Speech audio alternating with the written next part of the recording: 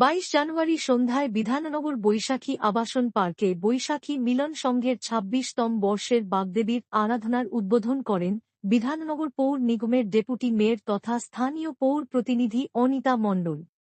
23 জানুয়ারি পুজো ও সন্ধ্যায় সাংস্কৃতিক অনুষ্ঠান হয়।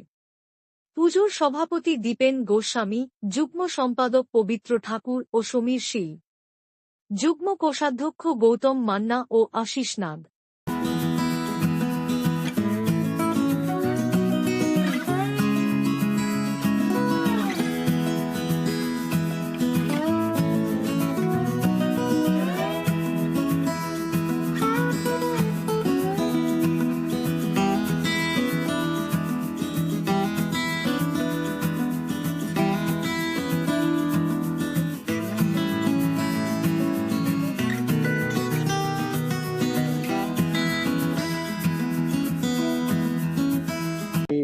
এটা আমাদের মিলন সংঘের আমাদের সম্পাদক, ক্যাশিয়ার আর সদস্যরা মিলে এটাকে ওরা প্রায় 14-15 দিন আগে একটা প্ল্যান বলেছিল যে কিভাবে অল্প পয়সা এবং প্রাকৃতিক জিনিস দিয়ে যেহেতু নেতাজি সুভাষচন্দ্র বসুর জন্মদিন এবং সরস্বতী পুজো সেই থিমটাকে প্রকাশ করা যায়। সেই থিমটা আমি চেষ্টা করেছি প্রকৃতির জিনিস দিয়ে এবং এগুলো দিয়ে একটা সুন্দরভাবে উপস্থাপন করার জন্য।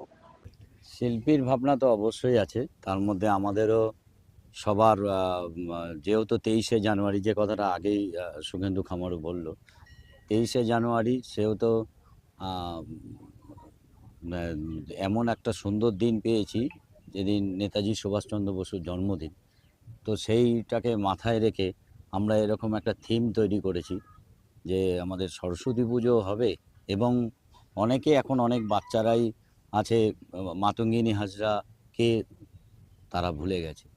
তো তাদেরকে পুনরায় আমরা মনে করিয়ে দিচ্ছি যে এরাই আমাদের দেশের জন্য আজকে আমরা দেশটাকে স্বাধীনতা এনে দিয়েছে আর কি।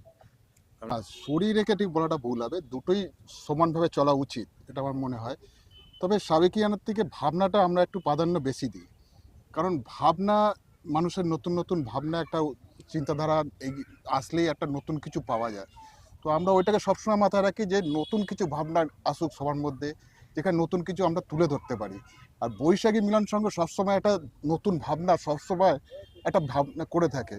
তো সেই জন্য এইবারে আমাদের যে থিমটা এসছে, আমাদের সকলের সদস্যদের মাথায় একটা থিম এসছে যে আমরা নেতাজির জন্মদিনে এমন একটা ভাবনাকে সামনে রাখবো যাতে মানুষের একটা দৃষ্টিনন্দন এটা হয়। আমরা দেখুন, প্রথমত বৈশাখী আবাসনে মিলন সংঘ একটি পরিচিত নাম, আর মিলন কথার অর্থ নতুন করে কাউকে বলে দেওয়া যাবে না, মানে মেলবন্ধনের মধ্যে দিয়ে। আপনারা এই থিমটা থেকে বুঝতেই পারছেন এবং যারা দর্শনার্থীরা আসছে তারা বুঝতে পারছে যে 23শে জানুয়ারি সরস্বতী পুজো পড়েছে। তো সরস্বতী পুজো প্লাস নেতাজি, দেশনায়ক নেতাজির জন্মদিন। তো নেতাজিকে কেন্দ্র করে সরস্বতী পুজো এবং ছোট ছোট বাচ্চা শিশু যারা শিক্ষার্থী তাদের কাছেও পৌঁছে দেওয়া যে নেতাজি আমাদের কাছে কতটা গর্বের ব্যাপার। সুতরাং সেই সময় তাকে সঙ্গে রেখে একটা বড় একটা সরস্বতী পুজো করা, এটা মিলন সংঘ বলেই সম্ভব।